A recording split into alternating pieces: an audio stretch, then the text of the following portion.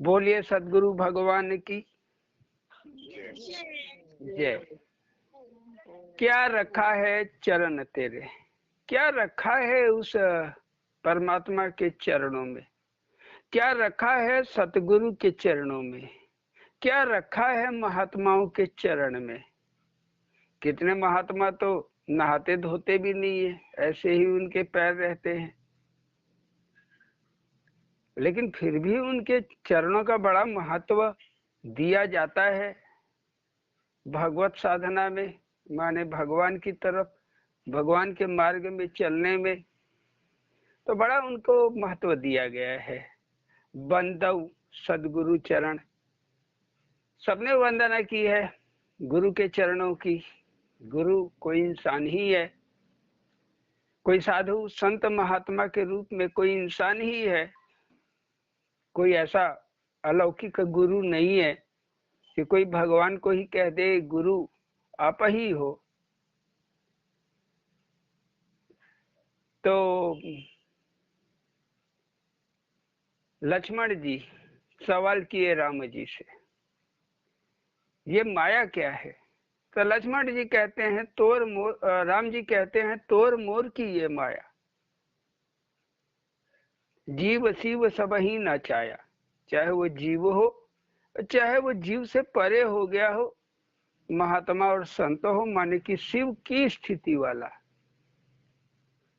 जैसे शंकराचार्य शिव की स्थिति में थे, रामकृष्ण परमहंस, कबीर साहब, नानक देव, मीरा, ये सब शिव की स्थिति वाले संत थे। चाहे वो सूरदास रहे हों, चाहे वो तुलसीदास रहे हों। शिव एक पोस्ट है, एक पद है योग साधना में, एकदम ऊंचा और अंतिम पद है जिसको कहते हैं शिव।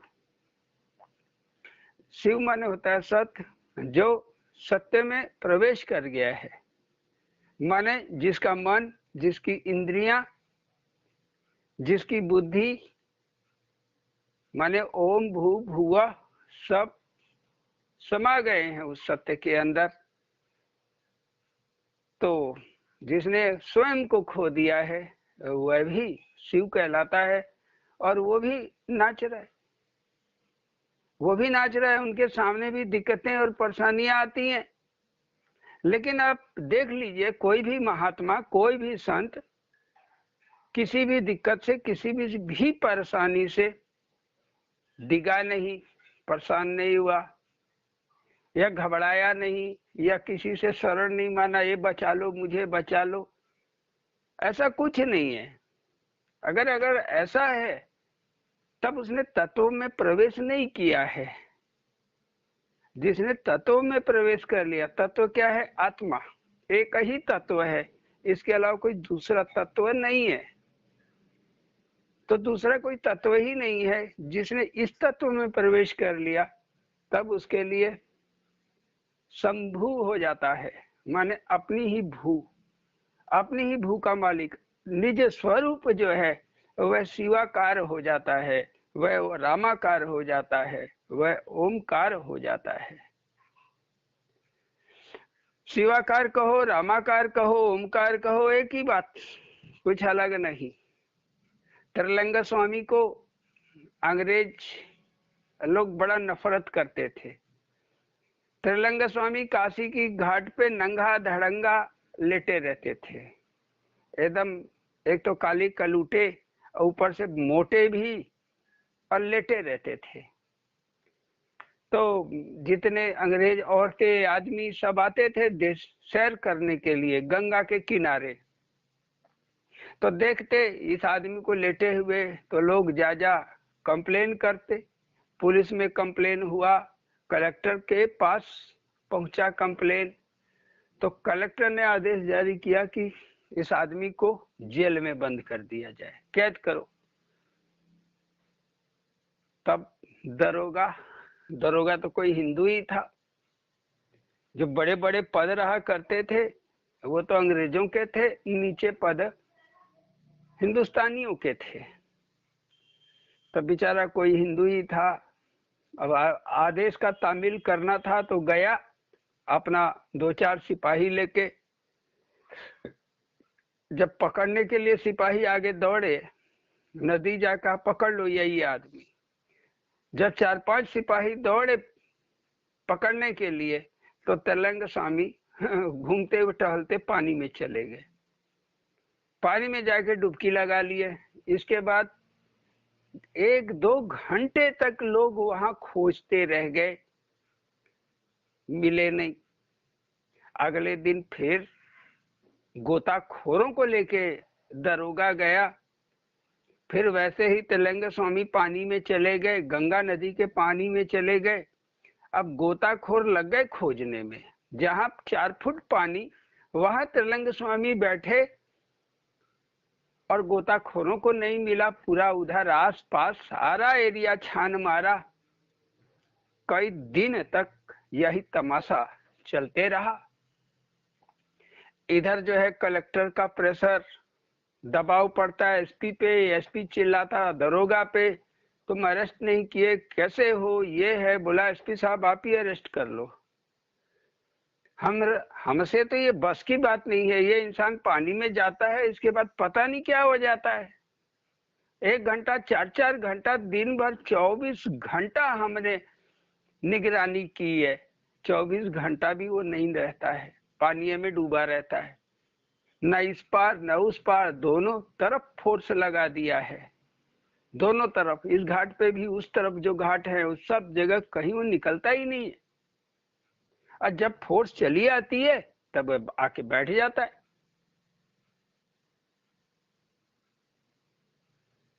तो आखिर में एक दिन दरोगा बिना ड्रेस का गया, सादा कपड़े में गया, और महाराज जो लेटे हुए थे हाथ जोड़ा, कहे महाराज मेरी नौकरी का सवाल है, मैं दरोगा हूं, अगर आपको मैं नहीं पकड़ा तो मेरी नौकरी चले जाएगी महाराज, आपके विरुद्ध वारंट है। तिरलंग स्वामी बोले अच्छा, तेरी नौकरी की बात है, तेरे बच्चे की बात है, चल मैं चलूंगा। आगे आगे तिरलंग स्वामी, पीछे पीछे दरोगा जी। सीधे लॉकअप में गए, बोले ले बंद कर दे, बैठ गए। दरोगा बड़ा खुश हुआ, लॉकअप में ताला लगवाया, तुरंत जो है खबर दिया एसपी को, दरोगा को, सब जगह। अब एसपी, दरोगा, कलेक्टर और जगह से क्षेत्र के पुलिस वाले दौड़ने लगे, देखें वो इंसान कैसा है जो पानी में जाके पानी बन जाता है। तिरलंग स्वामी ऐसे थे कि पानी में जाके पानी ही बन जाते थे, तो वह इंसान कैसा है जो पानी में जाके पानी बन जाता है, जिसका शरीर पानी हो जाता है और फिर पानी से बटुर के वापस आ जाता है। दरोगा भी बड़ा खुश, गया अपना, एसपी खबर मिल गई, एसपी साहब आ रहे हैं, दरोगा साहब आ रहे हैं, बड़े दरोगा साहब आ रहे हैं, कोतवाल जिनको कहते हैं, और ये कलेक्टर भी टाइम दे दिए हैं, हम भी आ रहे हैं। गए, अपना ड्रेस वरेस पहन के आए, भाई सलूट मारना होगा, वो तो तरकीब लगाए थे, रो धो के हाथ जोड़ के कैसे भी मनाए थे स्वामी जी को कि अंदर आइए। जब कलेक्टर और एसपी और बाहरी लोग जब आने लगे, सवाए अंधेरा हो चला था, सवाए अंदर गए लॉकअप में तो कुछ नहीं, खाली। तो कहे अरे दरोगा, तुमने तो कहा था तुमने उसको नागा साधु को, नंगा साधु को बंद किया था, कहाँ है? दरोगा जी घबराए, अरे यही तो था। सिपाहियों से पूछे कहाँ गया, सिपाही बोले पता नहीं, ताला तो बंद है, वो कहाँ गया हमें भी पता नहीं, कब गया हम भी ये नहीं जानते। तो तिरलंग स्वामी ऊपर से, छत पर से आवाज दिए, अरे दरोगा साहब हम छत पे टहल रहे हैं, आओ इधर। अब छत पे जाने के लिए कोई सीढ़ी नहीं थी, तो ऊपर कौन चढ़े। सब लोग बाहर निकले, टार्चें जलाई गई, सर्च लाइटें जलाई गई, टॉर्चें, तो देखे आराम से त्रिलिंग स्वामी अपना नंगा धड़ंगा छत के ऊपर टहल रहे। तो दरोगा विनती किया, महाराज जी बड़े बड़े लोग आपसे मिलने आए हैं, कृपया आप नीचे आ जाइए, सब आपका दर्शन कर ले, मेरी नौकरी का सवाल है महाराज। तो कहे कि ठीक है मैं नीचे आ रहा हूं, चलो अंदर। जब ये लोग अंदर घुसे, सब लोग देख रहे हैं कि त्रिलिंग स्वामी वहां बैठे हुए। कलेक्टर साहब बड़ा हतप्रद रह गए, बोले अब बाहर कैसे निकले? त्रिलिंग स्वामी बोले दुनिया का कोई जेल नहीं है, दुनिया की कोई रस्सी नहीं है, कोई लोहे की हथकड़ी नहीं है, कोई पिंजड़ा नहीं है जो मुझे रोक सके। देखो मैं जा रहा हूं ऊपर। उनके सामने ही हवा में गायब हो गए। अगले क्षण कलेक्टर को आवाज दिया, बाहर निकलो बाहर निकलो। कलेक्टर फिर बाहर देख रहा है तो छत पे घूम रहे। कलेक्टर साहब हाथ जोड़ लिए, बाबा मुझे क्षमा कर दो, ए बाबा इसे छोड़ दो, छोड़ दो, औरतों को बोल दो।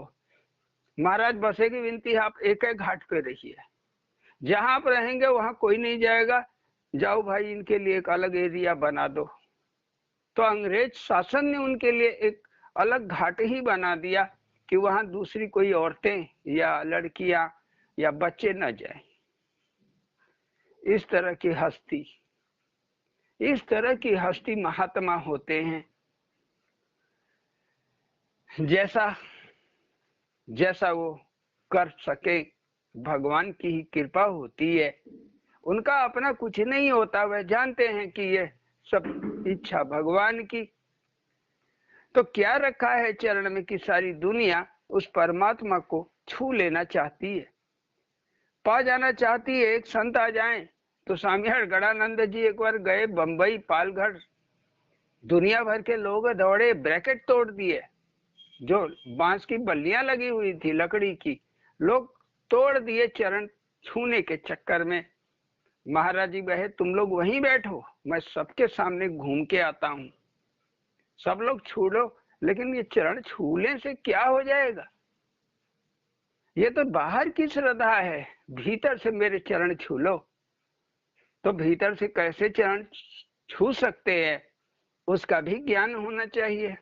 जब उनको हम भीतर लाएंगे, जब किसी भी महात्मा को जब जिसे हमें भीतर लाना है तो एक क्रिया कहलाती है। इस क्रिया का ज्यादातर तंत्र मंत्र यंत्र साधना में बड़ा इस्तेमाल होता है, जिसको कहते हैं त्रोटक। त्रोटक, त्रोटक क्या है?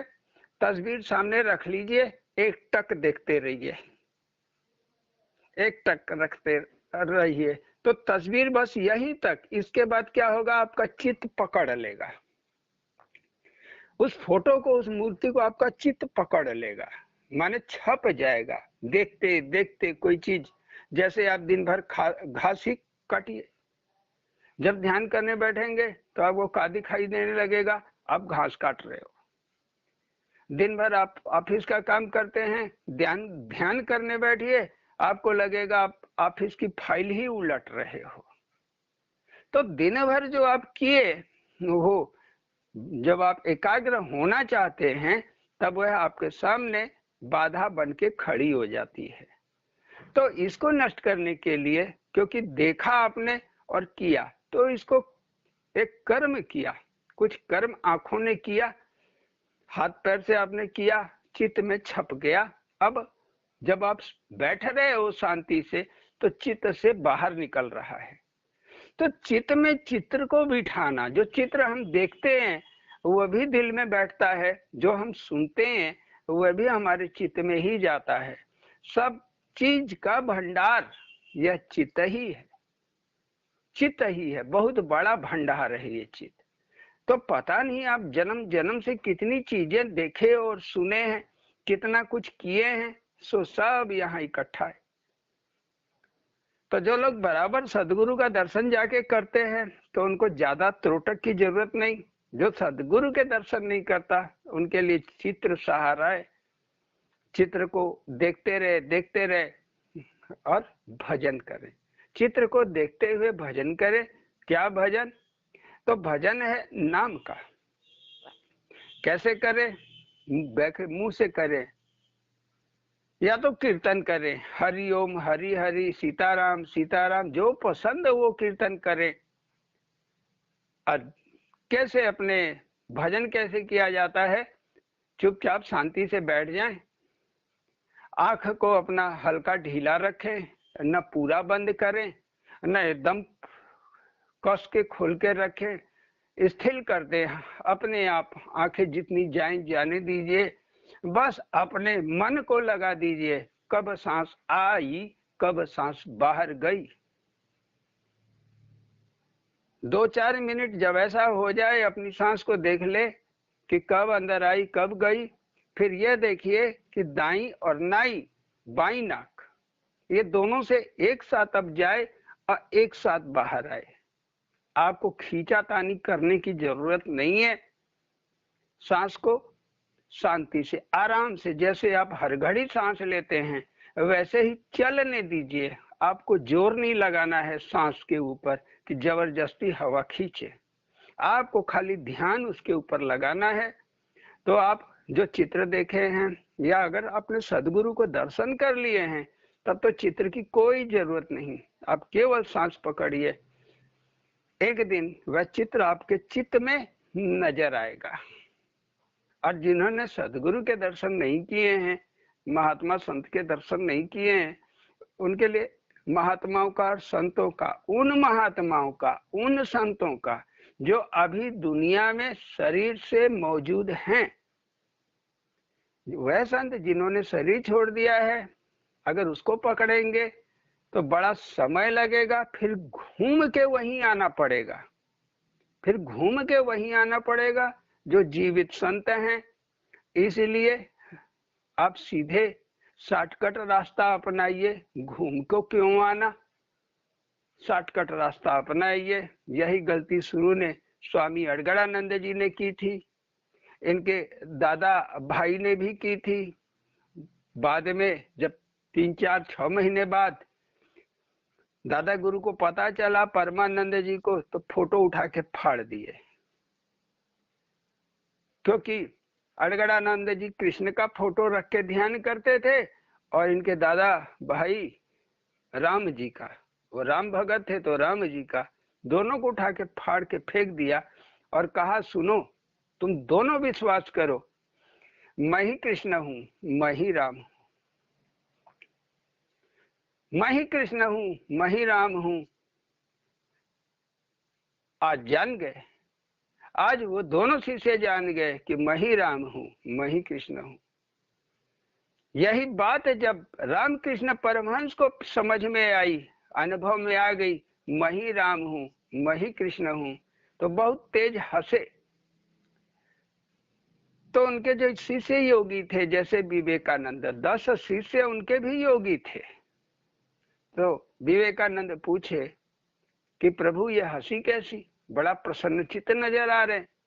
कह रहे इतने दिन बाद आज जाना, मैं ही राम, मैं ही कृष्ण, मैं ही रामावतार था, मैं ही कृष्णावतार था।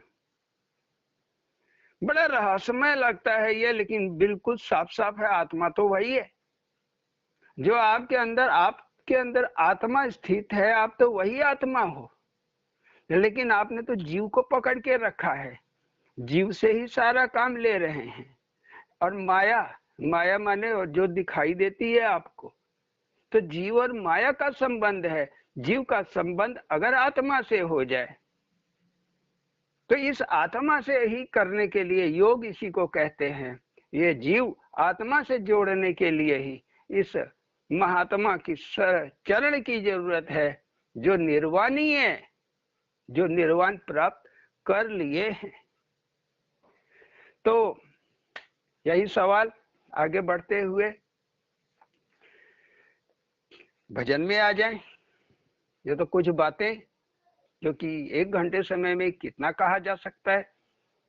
तो भजन की चर्चा, ये पीछे एक सवाल अपने सखा से हमने किया, क्या रखा है चरण तेरे सारी दुनिया है रे, सारी दुनिया खोज रही है, क्या रखा है चरण तेरे सारी दुनिया है रे, सूर्य चंद्र नौ नौ ग्रह, सूर्य चंद्र नौ नौ ग्रह, सुर असुर तारे, सुर असुर तारे, सुर मन देवता, असुर माने राक्षस, भूत प्रेत, सब एक एक राक्षस, रावण कुंभकर्ण हिरण्याक्ष, सब तो तपस्या की है। और वह सूर्य, वो चंद्रमा, ये 9 ग्रह सुना है इनके चक्कर लगाते रहते, उसके सब चक्कर लगाते रहते, कितने अगणित तारे। तो आप ही जब साधना में आगे बढ़ोगे तो आप देखोगे भगवान के चारों ओर कैसे वह सूर्य घूम रहे हैं, ग्रह घूम रहे हैं, तारे जगमगा रहे हैं, टिम टिम कर रहे हैं। ये सब आप अपनी आंखों से देखोगे। आप लोगों, बहुत लोगों ने देखा है, करुणा ने देखा है, सरिता ने देखा है, राम जी ने देखा है, पुराने जितने भगत हैं सबने देखा है, वो आरती वगैरह, परमशिला वगैरह तो देखा है। जो हमने भी देखा तो यही लिखा, पहर पहर मुनि फेरे माला हाथ धरे, पहर पहर मुनि फेरे माला हाथ धरे। पहर पहर, कितना पहर होता है? सुबेरे के दिन में 4 पहर और रात की 4 पहर, कुल मिला के 8 पहर। 8 पहर को माने जो 24 घंटे का पीरियड है, समय है, इसको 8 भागों में बांट दिया गया। हर पहर 3-3 घंटे का, 3 घंटे का ब्रह्म मुहूर्त, फिर 3 घंटे का उसके बाद सुबह, फिर 3 घंटे का दोपहर, फिर 3 घंटे की शाम, वैसे ही रात में सिस्टम है। तो 8 पहर। तो मुनि लोग क्या करते हैं? हाथ में माला लेके फिरते रहते हैं। अरे सुबह हो गया भैया, भोर हो गया करो, फिर नहाए धोए, इसके बाद सुबह हो गई, फिर अब पूजा करो, फिर माला फेरो, पूजा करने से पहले फेरो, पूजा करने के बाद फेरो। कितना माला जिसके मन में है, जिसकी जानकारी में है, मन अपने मन ही से मुनि बन के माला फेर रहा है। किसी किसी के गुरु ने बता दिए हैं कि इस तरह माला फेरो, तो सो फेर रहा है। तो वही बात, पहर पहर मुनि फेरे माला हाथ धरे, 8 पहर जोगिया धरे सांस सांस फेरे, 8 पहर जोगिया धरे सांस सांस फेरे। जोगी 8 पहर, ये नहीं कि सुबह शाम दोपहर, 8 पहर क्या पकड़ लेता है? सांस की माला को पकड़ लेता है। यह सांस की माला पकड़ लेता है, हर सांस में नाम का अनुभव करता है। धीरे धीरे हवा आ रही है, जा रही है, सम कर दिया माने दोनों नाक से गई, दोनों नाक से बाहर आई। जब ये बैठ गया, धीरे से नाम ढल जाता है। जब ऊपर चढ़े तो ओ सोचो, बाहर निकले तो म सोचो। धीरे धीरे नाक में जाने वाली हवा की आवाज आपको सुनाई देगी। इसको सुनने में अपना ध्यान लगा दो। फिर अगला कदम है, इतना सध गया तो आगे सांस को सुनिए, सुनिए, सारी सोच हटा के, सारे विचार हटा के केवल सुनिए। तो हवा की जब आ जाती है, जैसे पाइप में हवा घुसती है, वैसे ही आपको ध्वनि सुनाई देगी। यही ध्वनि धीरे धीरे फिर नाद में बदल जाएगी। नाद आप सुनिए। तो यह ध्यान में जाने का तरीका। तो इसी तरीके से 8 पहर जोगिया धरे सांस सांस फेरा। शुरू में आप जितना सांस को पकड़ सके उतना पकड़िए, जब खाली हो तब पकड़िए, काम करते हुए कभी ना पकड़िए। काम करते हुए पकड़ेंगे तो अगर आप अध्ययन में चले गए तो गिर सकते हैं, पड़ सकते हैं, शारीरिक नुकसान हो सकता है, आर्थिक नुकसान हो सकता है। इसलिए जब शांति से बैठे तब सांस पकड़ें, अस्थिर होके बैठे तब सांस पकड़े। अब बाकी समय क्या करें? नाम कीर्तन करें, नाम का कीर्तन करें। छोड़ कमंडल ब्रह्मचली, धोने चरण गंगे। ब्रह्मा जी के कमंडल को छोड़ के गंगा चरण धोने के लिए निकल चली, नहीं तो क्या जरूरत थी आने के लिए। धो के चरण तोरी, समाई शिव अंगे। धो के चरण तेरी, समाई शिव अंगे। सुना है हमने कथा में, गंगा निकलती है तो हरि के चरण धोती है, फिर शिव के जटा में आ जाती है, माने अंग में समा जाती है, शिव के अंग में समा जाती है। तो क्यों गंगा निकली चरण, क्या जरूरत पड़ी गंगा को चरण धोने की? असल में ब्रह्म में बुद्धि जब स्थिति पा जाए, माने मनुष्य की बुद्धि ब्रह्म में स्थित हो जाए, माने भगवान में स्थिति पा जाए, तब यहां से जो निकलता है, जो कुछ निकलता है, शब्द के जरिए ही निकलेगा, विचार के जरिए ही निकलेगा। कहाँ उतरेगा? चित्त में उतरेगा। चित्त क्या है? ये कहते हैं तुलसीदास जी, बुद्धि अज मन शशि चित्त महान। बुद्धि ब्रह्मा है, ये चित्त महान, अहंकार शिव, अहंकार शिव, बुद्धि अज मन शशि चित्त महान। अहंकार क्या है? हमारा आकार, माने हमारा आकार क्या है? तो वास्तव में हमारा आकार शिव का ही है। हम भूल बैठे हैं और भटक रहे हैं, लेकिन वास्तविक आकार शिव का है। तो चित्त क्या है? ये महान विष्णु है, छोटा मोटा बात नहीं है, लेकिन इस चित्त को हमने क्या बना दिया है? अपना नौकर। चल हई करें, हऊ करें, ऐसे करें, वैसे करें, झमेले में फंसा दिया है। अब बुद्धि कहाँ लगा दिया है? बस कमाने में, कितना कमा ले जाएं, कितना बना ले जाएं, मरते मरते कितने पुश्तों को खिला ले जाएं। और देखिए कितने बड़े बड़े नवाब के बेटे रिक्शा चला रहे, नाती पोते आज रिक्शा चला रहे। तो यही है। तो ये गंगा, वह क्या गंगा है?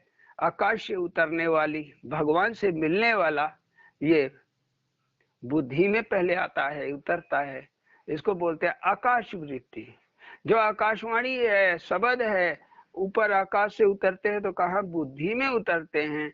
बुद्धि से फिर चित्त में जाते हैं। चित्त में आपका सदगुरु बैठा हुआ है, वही हरि है, उसके चरण धोते हुए कहाँ जाती है? फिर हमारे ही स्वरूप में समा जाती है, माने शिव में समा जाती है।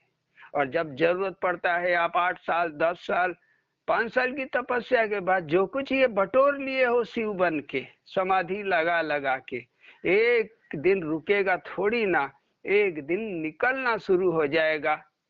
कैसे निकलेगा? बस भागीरथी जब आ जाए, माने कोई पूछने वाला पहुंच जाए, बस ये स्वतः फूट पड़ेगी। वो महात्मा दे न दे, वो परमात्मा जो अंदर बैठे हैं स्वतः फूट जाएंगे। बोल मुंह से निकलने लगेगा, आंखों से दृष्टि पात होने लगेगा, हाथों से आशीर्वाद मिलने लगेगा। तुम छुओ ना छुओ कोई फर्क नहीं है। 2-4 बार इस तरह कृपा मिल जाए, फिर आप करोड़ों किलोमीटर भी दूर रहे, श्रद्धा लगाए रहिए, वो गंगा बहती रहेगी। तो समाई शिव अंगे, टपके बूंद बूंद जटा, तीन लोक बही। तीनों लोक में यही बह जाती है। तीन लोक क्या है? हमारा स्थूल काया, हमारा सूक्ष्म काया और हमारा कारण काया, तीनों में ये पहुंच जाती है। तीन लोक बही, जो कारण काया है वो पाताल लोक है, जो मौजूद काया है अभी है हमारे पास। और एक काया बोलते हैं ना वो लोक, परलोक, पाताल लोक, तो आकाश लोक पता नहीं, उतना नहीं जानते हैं। आकाश लोक, आकाश लोक मान लो, पता ये जो मौजूदा है।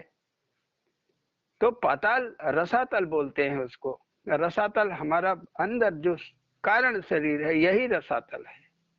तो यहाँ तक वह गंगा चली जाती है, तभी तो संस्कार खत्म होंगे। और एक गंगा स्वर्ग वाहिनी है, स्वर्ग में जाती है। स्वर्ग वाले ऊपर की तरफ उठती जाती है। ऊपर की तरफ किधर? परमात्मा की तरफ। तभी आपका ध्यान, भजन, आराधना, कीर्तन, मनन हो पाता है, तभी हो पाता है। तो एक गंगा इधर उठ गई और एक गंगा आपको आपके चित्त में ही बहने लगी।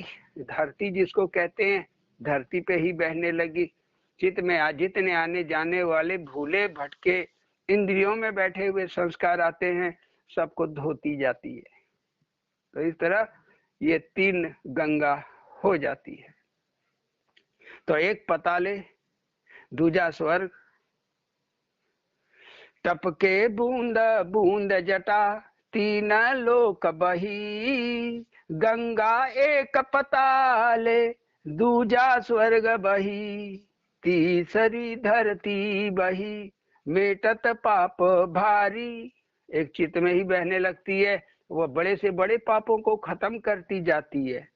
तीसरी धरती बही, मेटत पाप भारी, करे निर्मल काया, मुक्ति भरी। मुक्ति भर देती है काया को निर्मल करके। जो हमारी अंदर की काया है, बाहर की काया भाड़ में जाए, काला हो, पीला हो, टूटा हो, टाटा हो, दुबला हो, मोटा हो, कोई फर्क नहीं है। मूल है अंदर की काया। जो काया, जिस काया से आपको मुक्ति पानी है, वह भी गंगा निर्मल कर देती है, तभी जीव मुक्ति पाता है। तो तीसरी धरती बही, मेटत पाप भारी, करे निर्मल काया, मुक्ति भरी। क्या रखा है चरण तेरे, क्या रखा है चरण तेरे, क्या रखा है तेरे चरणों में सखा, क्या रखे हो? नारी जनकपुरी बौराई, और भी नहीं, और भी बड़े तमसाई हैं। उनकी हिस्ट्री, उनकी कहानी थोड़ा सा जो हमने सुना है। नारी जनकपुरी बौराई, वृंदावन गोपियां। नारी जनकपुर में औरतें, जब राम और लक्ष्मण टहल रहे थे जनकपुरी की गलियों में, सड़कों पे, गुरु आगे आगे, दोनों पीछे पीछे, तो तुलसीदास जी कहते हैं, लिखते हैं कि झरोखे खोल खोल के स्त्रियां देख रही थी, क्या विवाहित क्या अविवाहित, और सब मन में यही कामना लगा रही थी, ऐसा पति मुझे मिल जाए, ऐसा सुंदर पति मैं पा जाऊं। वृंदावन की कहानी कृष्ण की आपको मालूम ही है। 8 पटरानियां, कितनों को तो भगा के ले गए, रुक्मणी को खुद ही भगा के ले गए। रुक्मणी चिट्ठी भेज दी, आओ मुझे बचा लो, नहीं तो मेरा भाई, मेरा पिता मेरा शादी कहीं और कर देगा। कृष्ण रथ लेके पहुंचे, अपहरण करके ले आए। आज के दिन में कोई ऐसा करे तो 10 ठो केस लग जाए उसके ऊपर, लेकिन देखो कृष्ण का। और वो एक रुक्मणी को लेके आते, वो बात अलग, सत्यभामा एक अलग, जामवंती एक अलग, जामवंती एक अलग, इसके बाद एक और कालिंदी, फिर 5वीं भी आ गई मित्र वृंदा, 6ठी नागरा जीती, फिर 7वीं भद्रा पहुंच गई, आखिरी लक्ष्मणा। 8 पटरानी। उसके बाद 16,000 इकट्ठे बटोर लेके आए। नरकासुर से बचा के 16,000 को नरकासुर ने बंद किया हुआ था, बलि देने के लिए गए, सबको छुड़ा लिए। सालों से कैद किए हुए था, 1 साल 2 साल 4 साल। तो वो 16,000 जब वापस गई अपने अपने घर, कोई अपने पति के यहाँ, कोई अपने पिता के यहाँ, तो परिवार वालों ने बोला पता नहीं कहाँ रही, का भरोसा नहीं रखेंगे। तो कृष्ण से बोली तब क्या, अब आप ही ने छुड़ाया है, या तो हमें मार डालो या तो फिर हमारी व्यवस्था करो। तो सबने अपना पति मान लिया, लो मान लो। तो पति परमेश्वर ही मान लिया उनको, सबकी व्यवस्था हो गई, ऐसा हमने सुना है। तो माने सब नारी जनकपुरी बौराई वृंदावन गोपियां, गोपियां की तो आपने कहानी सुनी है। हेर फेर ताक रही शादी शुदा कुंवारिया, हेर फेर ताक रही शादी शुदा कुंवरिया, घूम घूम के सब देख रहा है। लक्ष्मी सेवा करे शेष आसन, शेष लगाए आसन, लक्ष्मी को सुनाए सेवा करती। लक्ष्मी सेवा करे शेष लगाए आसन, छोड़ दिए शंकर तो जरी दक्ष अगन। और शंकर जी छोड़ दिए तो गुस्से में जाके दक्ष के घर में जल मरी सती। तो लक्ष्मी सेवा करे शेष लगाए आसन, शेष शून्यता है। कोई भी महात्मा, कोई भी संत, कोई भी सिद्ध पुरुष शून्यता में ही रहता है, निवास करता है। उसके चित्त में कोई हलचल नहीं, न किसी के लिए भला न किसी के लिए बुरा, न कुछ अच्छा न बुरा, उसके लिए संसार जगत है ही नहीं। जितने भी जीव हैं उसी का स्वरूप है, समस्त जीवों को अपना स्वरूप ही जानते हैं, नजर आता है। जानते क्या है, नजर ही आता है। तो यह स्थिति जब आ गई तो अकेला ही तो है, अनल हक अहम ब्रह्मास्मि, अवधू बेगम देश है मेरा। कबीर साहब कहते हैं अवधू बेगम देश है मेरा। यह साधना की स्थिति जब आ जाए, जैसे स्वामी अड़गड़ानंद जी की आ गई, दादा गुरु पा गए, कबीर साहब पा गए, तब लक्ष्मी दौड़ पड़ती है। कभी कबीर साहब के यहाँ 2 रोटी नहीं था कि भक्तों को खिला दें। लोग आते, 10-20 लोग आते, जुटते, भजन कीर्तन उनका सुनते सुनते बड़ा लेट हो जाता। घर के लिए खाना औरत बनाती, कहते कि अरे भाई इनके भी खिला दो। बेचारे कहाँ अब अपने घर जाएंगे रात में। उस टाइम तो बिजली बत्ती भी नहीं थी, उस टाइम में बिजली लाइट कुछ नहीं था। तो मसाल लेके लोग आते जाते थे, या ढिबरी लालटेन लेके आते जाते थे।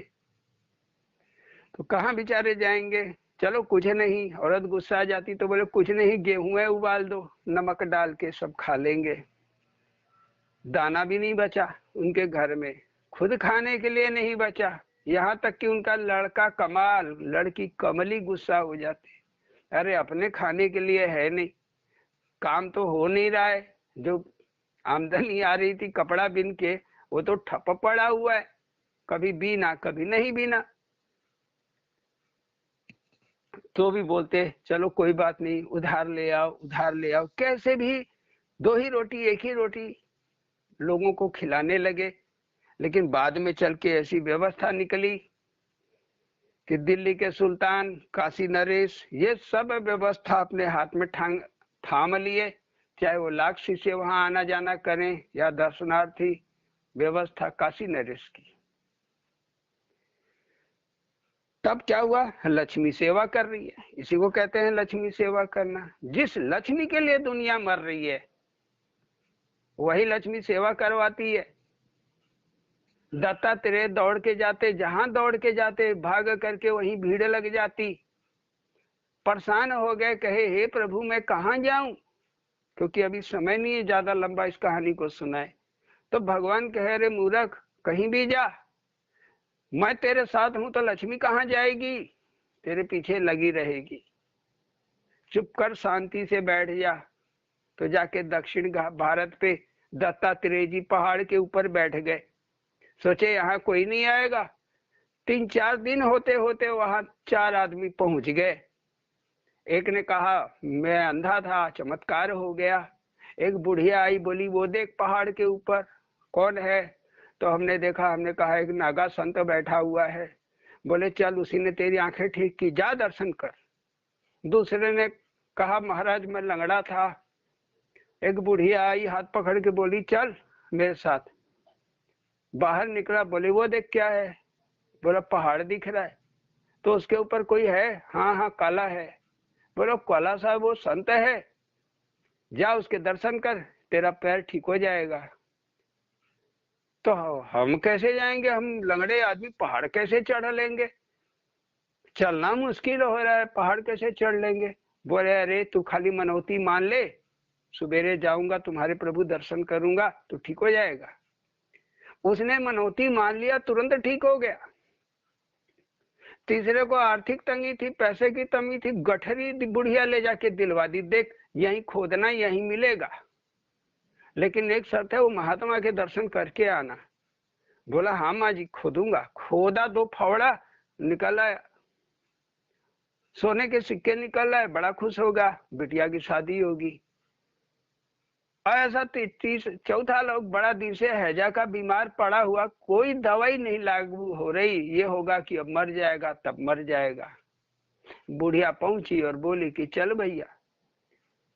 बोली कहाँ चलूं? बोले वो पहाड़ी पे चल, तू ठीक हो जाएगा। बोला अरे मैं उतर नहीं सकता हूँ चारपाई से। वो बुढ़िया हाथ पकड़ के उठाई, बोली चल। मैं वो साधु महात्मा जो है देख पहाड़ पे, हाँ हाँ दिख रहा है, जा उनके दर्शन कर, अब तू ठीक हो जाएगा। अगर दर्शन नहीं किया फिर से खटिया पकड़ लेगा। तो महाराज ये बताइए बताइए फिर हम क्या करते?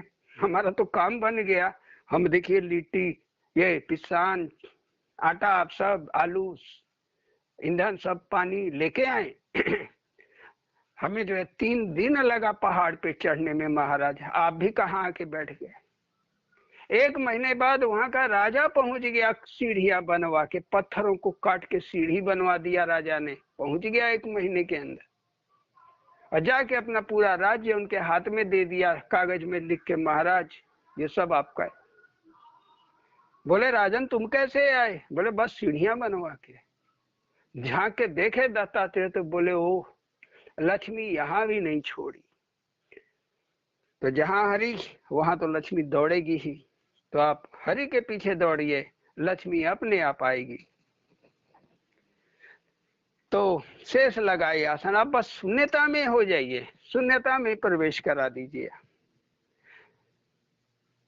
तो छोड़ दिए शंकर, तो शंकर जी छोड़ दिए। सती माता को सब कहानी जानता है, क्योंकि राम का परीक्षा ली थी, सीता का भेष बना ली थी। तो शंकर जी बोले तुमने बड़ा पाप किया है, सीता मेरी माता है, तुमने मेरी माता का भेष बना लिया तो तुम माँ हो गई। जाके दक्ष के ग्रह में जल गई। दक्ष क्या है? शंकर क्या है? शंका रहित होना शंकर है। सती को जब, सती आप ही हो, जो सत्य की राह चल रहा है, भगत है, सती है, बस जानकारी ठीक नहीं है। गुरु शंकर ने कहा सती देखो परीक्षा ना लेना, तो सती बोली हम प्रणाम करके आएंगे। बोली ठीक है। जब सती गई वहां तब क्या हुआ? सोची सीता का भेष बना ली, जंगल में जाके सीता का भेष बना ली। लक्ष्मण जी और राम जी खोज रहे, हाँ सीता कहाँ हो? तो सोची मुझे देख के जान जाएंगे। लेकिन जब राम जी आए नजदीक, कहे माँ आप कैसे, प्रभु कहाँ है? तो बड़ा लजा गई, दौड़ आई वापस। दौड़ के आई वापस। शंकर जी पूछे देखा ही? हाँ प्रभु, हाथ जोड़ाई, ठीक है, बाकी बात नहीं बताई। लेकिन शंकर जी ने अंतः दृष्टि से देख लिया। तो सदगुरु अंतः दृष्टि से ही हर साधक को देखता है। हर भगत भजन करने वाला सती है। जब वह गुरु की बात नहीं मानेगा तब क्या होगा, दक्ष ग्रह, दक्ष होने के लिए माने उसे और निखरने के लिए योग अग्नि में जलना पड़ेगा। दक्ष माने होता है किसी को स्पेशलाइज्ड कर देना, स्पेशल फोर्सेस, तो कुछ स्पेशल ट्रेनिंग।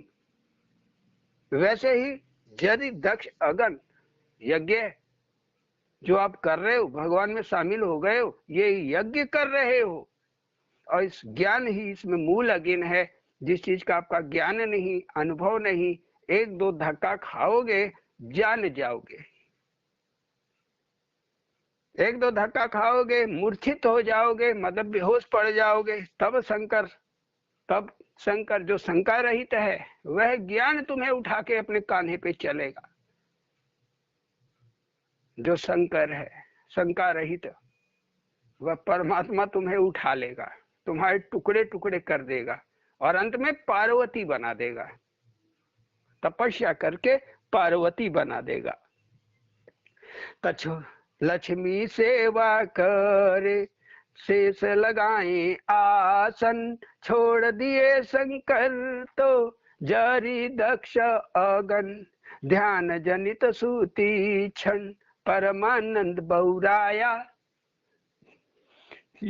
क्या याद करी अरुण, नाचत जीव पाया। यहाँ सूती क्षण खड़े खड़े ध्यान लग जाता, नाचने लगता। चैतन्य महाप्रभु नहाते समय भी भजन गाते, ढोल लिए रहते, लोग जबरदस्ती ढोल हटाते।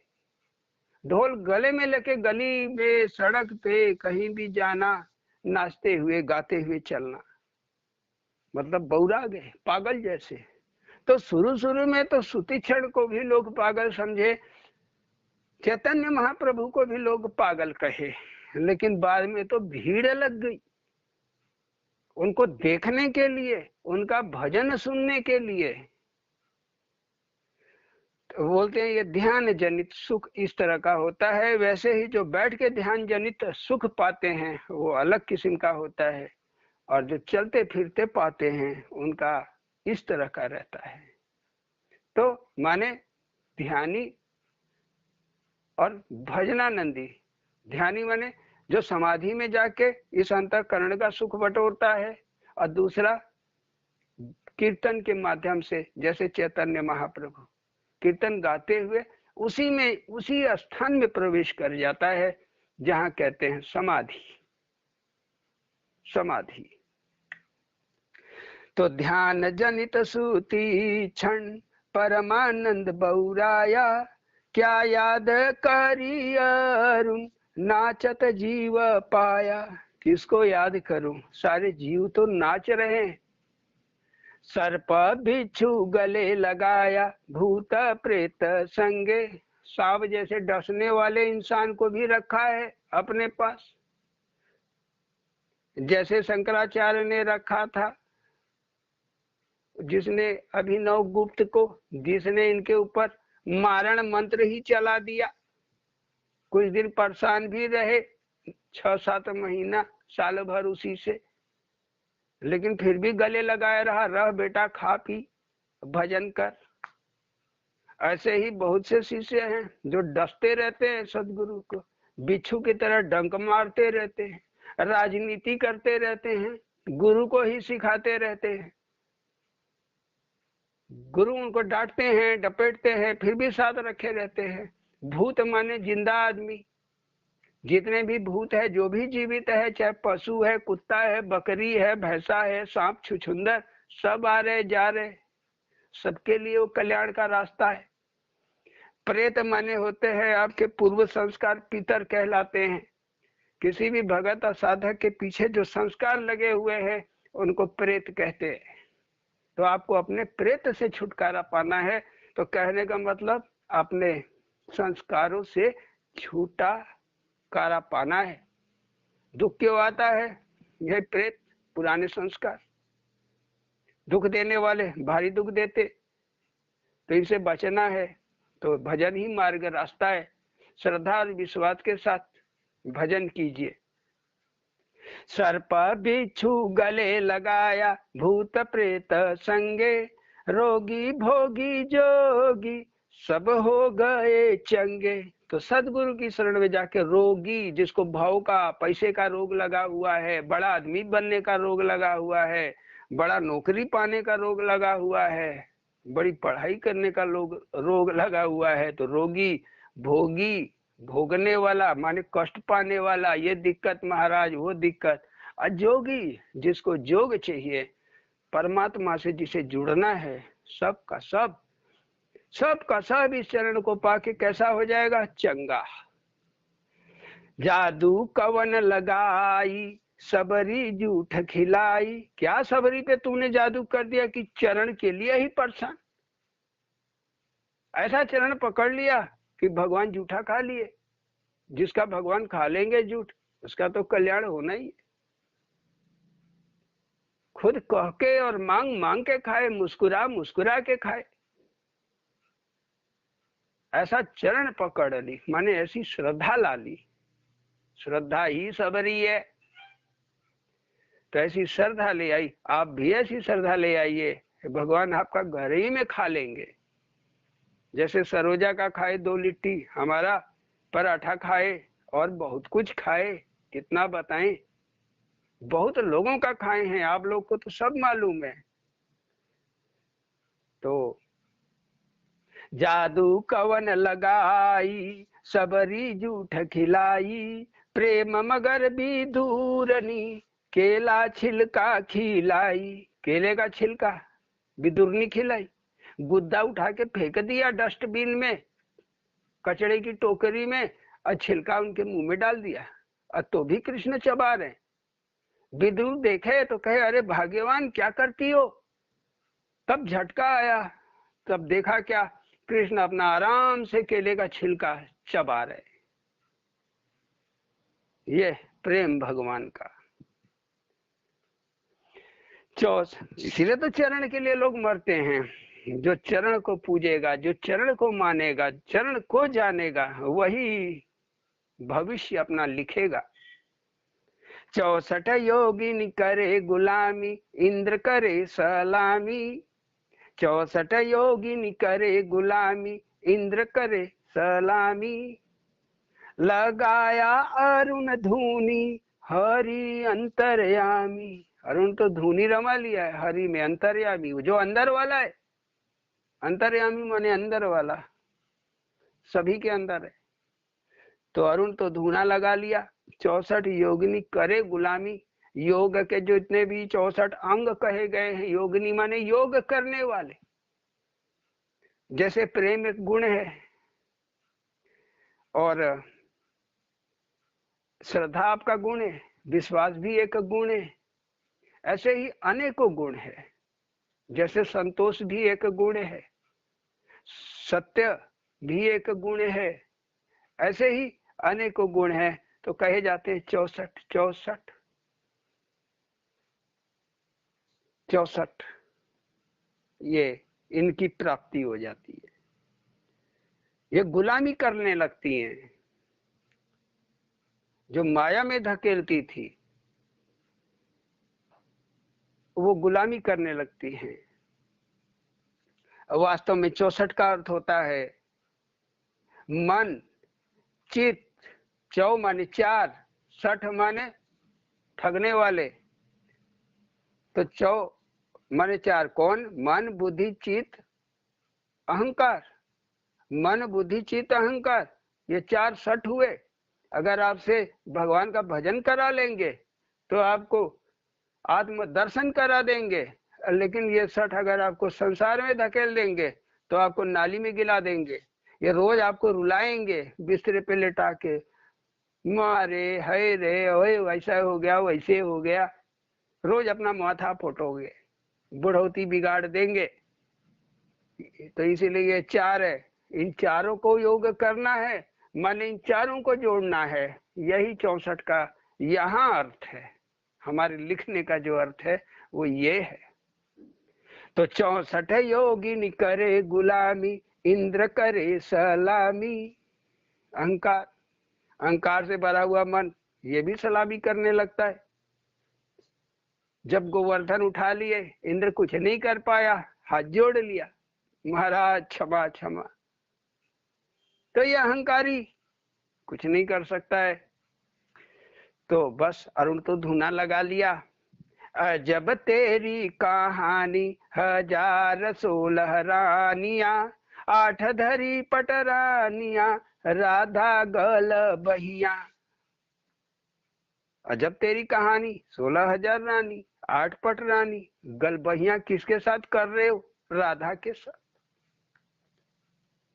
16,000 ये 16 चित्त की वृत्ति है, एक एक वृत्तियों में 1000 है, तो यह 16,000 रानियां है। कृष्ण माने सदगुरु, यह 16,000 सदगुरु के पुण्य है जो किसी साधक में प्रवेश करके उसको योग मार्ग में ऊपर उठा देते, योग साधना में उसे ऊपर उठा देते हैं। 16 अंगों में हमारी ये 16,000 पुण्यमयी वृत्तियां हैं, जिसको नरकासुर माने माया, इस अधम माया, संसार की माया ने कैद कर रखा है। इससे मुक्त कर पा सदगुरु ही मुक्ति दिलाते हैं। तभी सदगुरु जब मुक्ति दिला देते हैं, कृष्ण सत्यभामा के साथ छूट गए थे, इनको छुटकारा दिलाने के लिए। सत्यभामा माने सत्य पे खड़ा होके, तो सत्यभामा कौन है? सदगुरु ही सत्य पे स्थित है, तो वही छुड़ाता है हमारी उन बंधी हुई 16,000 वृत्तियों को। 8 धरी पटरानिया, ये 8 अष्टांग योग साधना का 8 अंग है, योग साधना का ये 8 अंग है, लेकिन अभी ले ना जाएंगे, समय नहीं है। तो राधा गल बहिया, राधा कौन है?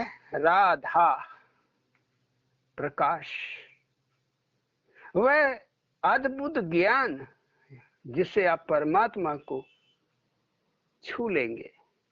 राधा वह अद्भुत अलौकिक अनुभव राधा कहलाता है। जिस समय आप वो अनुभव करेंगे वह आपको समझ में आ जाएगा। इसको कहा नहीं जा सकता, बताया नहीं जा सकता। वह फिर राधा आपके साथ धाएगी,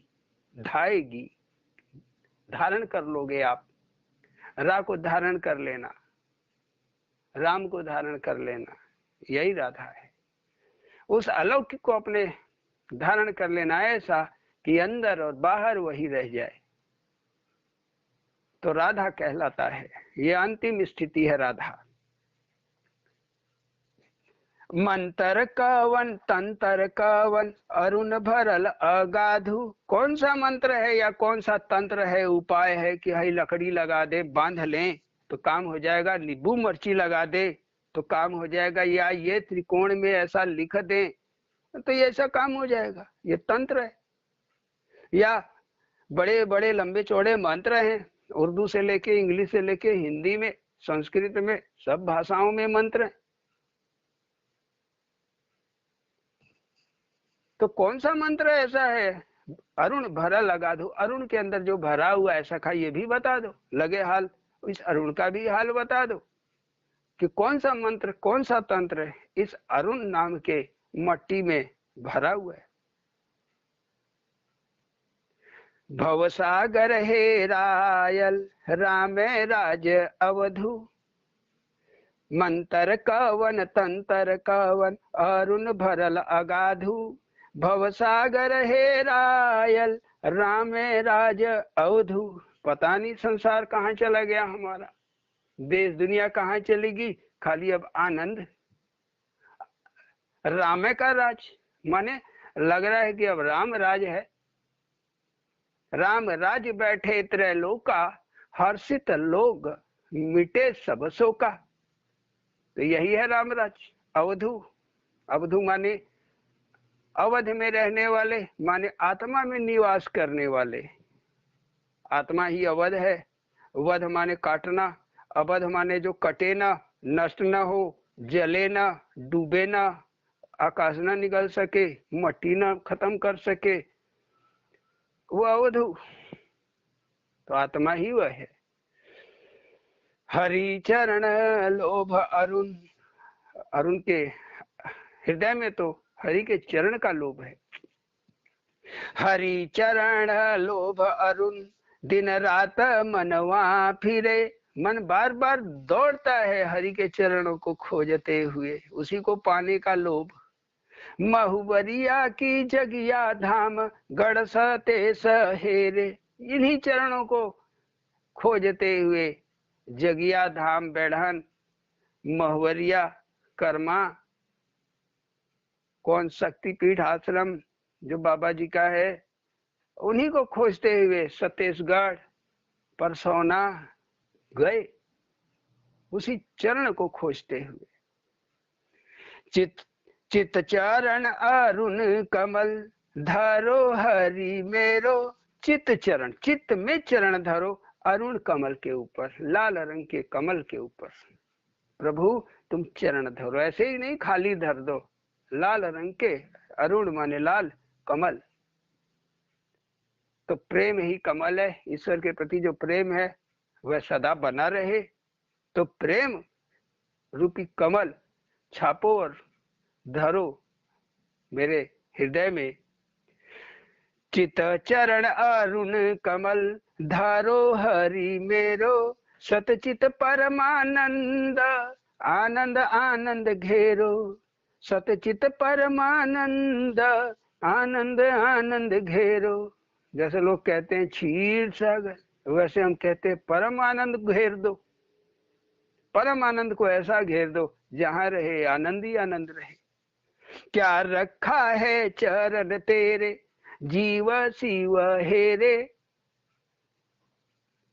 क्या रखा है चरण तेरे, जीव शिव हेरे। नौ ग्रह नक्षत्र तारे, ग्रह नक्षत्र तारे, सूर्य चंद्र हेरे, सूर्य चंद्र हेरे। आज यहीं रखते हुए सत्संग को, फिर भेंट होगी। बोलिए सद्गुरु भगवान की जय। ओम।